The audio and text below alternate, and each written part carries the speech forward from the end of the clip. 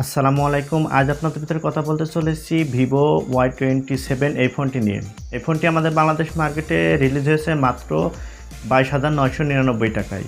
এই 22,999 টাকার ভিতরে এই ফোনটিতে আমরা কি স্পেসিফিকেশন পাবো, এই ফোনটি এই বাজেটে নেওয়া আদৌ কি ঠিক হবে সেই সব বিষয়ে আলোচনা করব। তাই পুরো ভিডিও জুড়ে আমি রাজীব, আপনারা দেখছেন আপনাদের YouTube channel tech Bengali Bangla.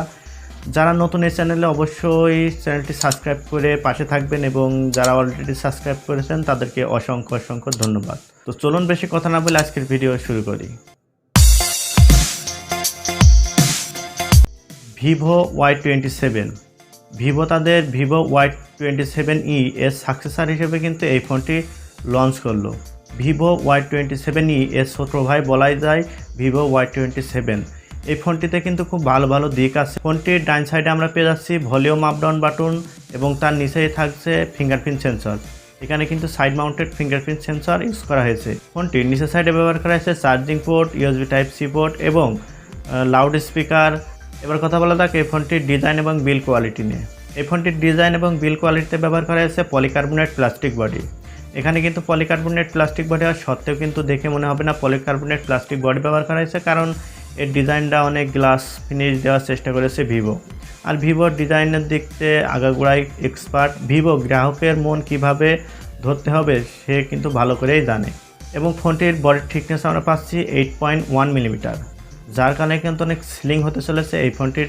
এবং এই ফোনটির ওয়েট মাত্র 190 গ্রাম, যার জন্য অনেক হালকা এবং পাতলা হবে এই ফোনটি। ভিভো Y27 এই ফোনটি কানেক্টিভিটিতে ব্যবহার করা হয়েছে dual brand wifi hotspot, Bluetooth 5.0, USB Type-C port 2.0, OTG এবং GPS ডিসপ্লে। ফোনটির ডিসপ্লেতে ব্যবহার করা হয়েছে 6.64 ইঞ্চি ফুল HD প্লাস IPS LCD প্যানেলের ডিসপ্লে, যার রেজলিউশন আমরা পাবো 1080x2388 পিক্সেল।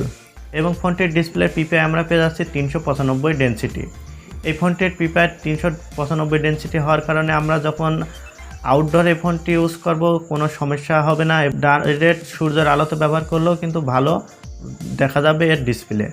এবং এই 23,000 টাকা বাজেটের ভিতরে আমরা দেখতে পাচ্ছি যদি এখানে ফুল এইচডি প্লাস ডিসপ্লের সাথে আমরা এখানে অ্যামোলেড ডিসপ্লে পেতাম তাহলে আরও বেশি ভালো হতো, কারণ এই বাজেটে অনেক কোম্পানি কিন্তু আমাদের অ্যামোলেড ডিসপ্লে প্রোভাইড করছে।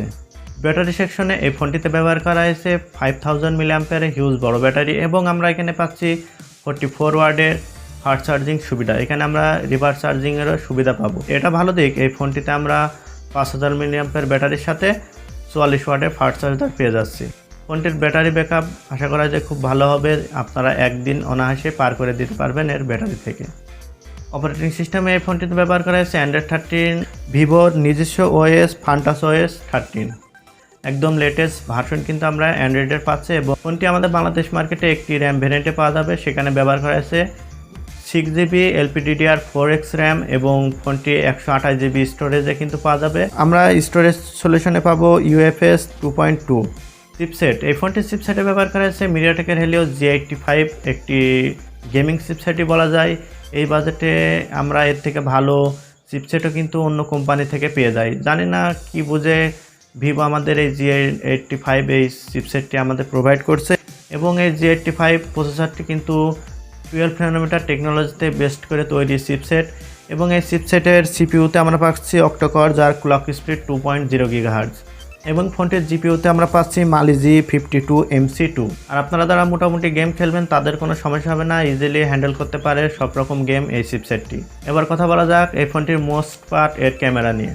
এই ফোনটিতে ব্যবহার করা হয়েছে ডুয়েল ক্যামেরা সেটআপ, যার মেন সেন্সরটি আমরা পেয়ে যাব 15 মেগাপিক্সেল f1.8 অ্যাপারচার যুক্ত একটি লেন্স এবং 2 মেগাপিক্সেল ডেপথ সেন্সর কিন্তু এই ফোনটি থেকে আমরা পেয়ে যাচ্ছি।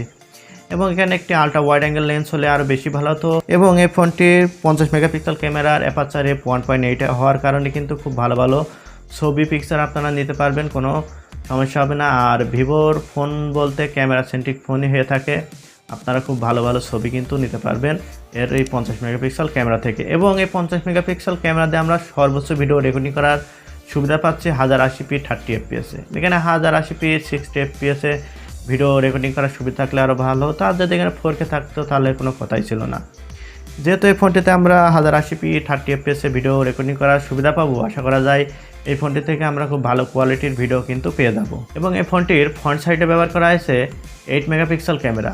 এই 2023 সালের শেষের দিকে এসে আমার এখানে কমতি মনে হয়, কারণ এখানে 16 মেগাপিক্সেল ক্যামেরা থাকলে আরও বেশি ভালো হতো। এবং এই 8 মেগাপিক্সেল ক্যামেরার অ্যাপারচার ব্যবহার করা হয়েছে f2.0। আমরা সামনে ক্যামেরা দিয়েও সর্বোচ্চ ভিডিও রেকর্ডিং করার সুবিধা পাচ্ছি 1080p 30fps এ। তো ভিউয়ার্স, এবার কথা বলা যাক এই ফোনটি ভালো দিক এবং মন্দ দিক নিয়ে।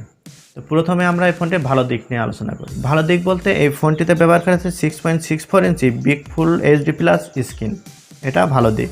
এবং আমরা এখানে 5000 mAh ব্যাটারির সাথে 44 ওয়াটের একটি ফাস্ট চার্জার এবং আমরা ভালো মানের ক্যামেরা কাটআউটও কিন্তু পাচ্ছি এবং ডিসেন্ট পারফরম্যান্সযুক্ত প্রসেসরও কিন্তু আমরা পেয়ে যাচ্ছি। সাথে আমরা অ্যান্ড্রয়েড 13 এবং stylish side mounted fingerprint sensor কিন্তু এই ফোনটি থেকে আমরা পাচ্ছি। তো এই ছিল এই ফোনটির ভালো দিক। এবার যদি আমরা এই ফোনটির খারাপ দিক নিয়ে বলি তাহলে কিন্তু খারাপ দিক অনেকই থাকছে। যেমন এই ফোনটির খারাপ দিক বলতে আমরা এখানে পাচ্ছি না অ্যামোলেড ডিসপ্লে। 23,000 টাকার ভিতরে আমরা কিন্তু একটি অ্যামোলেড ডিসপ্লে আশাই করতে পারি কোম্পানির পক্ষ থেকে। আমরা এখানে আরও পাচ্ছি না ডিসপ্লে প্রোটেকশন, কারণ কোম্পানি এখানে কোন ডিসপ্লে প্রোটেকশন ব্যবহার করেছে সেটা কিন্তু উল্লেখ করেনি। এখানে যদি গোরিলা গ্লাস 5 প্রোটেকশন থাকতো তাহলে আরও বেশি ভালো হতো। এবং আমরা এই ডিসপ্লের কোনো পাচ্ছি না 90 হার্টজ রিফ্রেশ রেটের সাপোর্ট। এখানে 90 হার্টজ রিফ্রেশ রেট থাকলে ভালো হতো। তো ভিউয়ার্স, আপনারা যারা এই ফোনটি কিনতে চাচ্ছেন অবশ্যই এই ভিডিওটি দেখে আপনাদের উপকারে আসবে। যাদের বাজেট 22 থেকে 23,000 টাকা এই ফোনটি দেখতে পারেন এবং এর থেকে ভালো ভালো ফোনও কিন্তু মার্কেটে অ্যাভেলেবল আছে, আপনারা সেটাও দেখতে পারেন। এই ভিডিওটি যদি আপনাদের একটু উপকারে লেগে থাকে অবশ্যই এই ভিডিওতে একটি লাইক করবেন এবং চ্যানেলে নতুন হয়ে থাকলে চ্যানেলটি সাবস্ক্রাইব করবেন। সবাই ভালো থাকবেন, সুস্থ থাকবেন, আল্লাহ হাফিজ।